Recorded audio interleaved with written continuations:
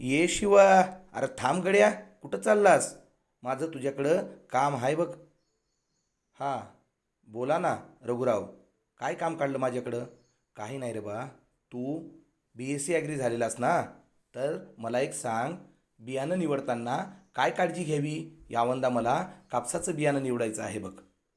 काही नाही.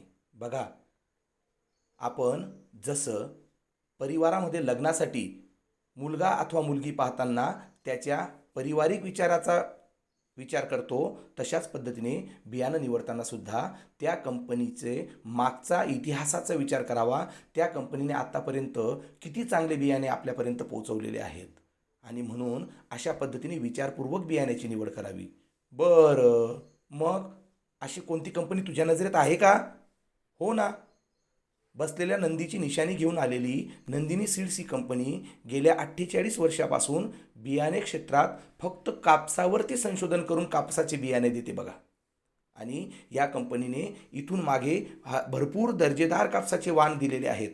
आणि यंदाच्या या परिस्थितीमध्ये लढणारे, वाढणारे आणि पिकणारे जर कुठले कापसाचे वाण असेल तर या नंदिनी सीडचे त्रिसूत्री वाण तुम्ही निवड करा. जोश, सुपरचेतक व सिद्धा हे 3 वाण प्रत्येक परिस्थितीशी लढण्याला सक्षम आहेत. जोश निवडताना भारी, भरकम व बागायतदार जमिनीमध्ये निवडा. सिद्धा निवडताना मध्यम, हलकी ते भारी तिन्ही प्रकारच्या जमिनीसाठी सिद्धा हे वाण चालते. आणि सुपरचेतक जर निवडायचे असेल, हलकी, मध्यम ते भारी, किंवा तुम्हाला दुसरे पीक लवकर घ्यायचे आहे अशा परिस्थितीत पहिलं पीक कापसाचं जर लवकर काढून पुढचं पीक घ्यायचं असेल, कांद्यासारखं पीक घ्यायचं असेल, तर तुमच्यासाठी सगळ्यात चांगलं वाण आहे सुपरचेतक. म्हणजे शेतकऱ्याची जी काही गरज आहे त्या प्रत्येक गरजेला, किंवा जशा पद्धतीची जमीन आहे तशा प्रत्येक पद्धतीच्या जमिनीसाठी जे बियाणे तयार करते ते नंदिनी सीड्स.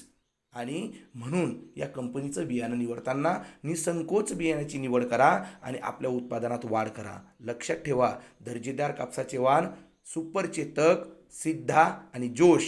सुपरचेतक, सिद्धा आणि जोश कापसाचे वाण आहे जिथे हमखास उत्पन्न आहे तिथे. म्हणून चिंता सोडा, विचार करू नका. फक्त नंदिनी ॲग्री सायन्सेसच्या बियाण्याचा प्रचार करा, म्हणजेच आपल्यासारख्या शेतकऱ्यांचं उत्पादन वाढेल व शेतकरी राजाचं सुखाचे दिवस येतील. नंदिनी सीड्स लक्षात असू द्या. सुपरचेतक, सिद्धा व जोश.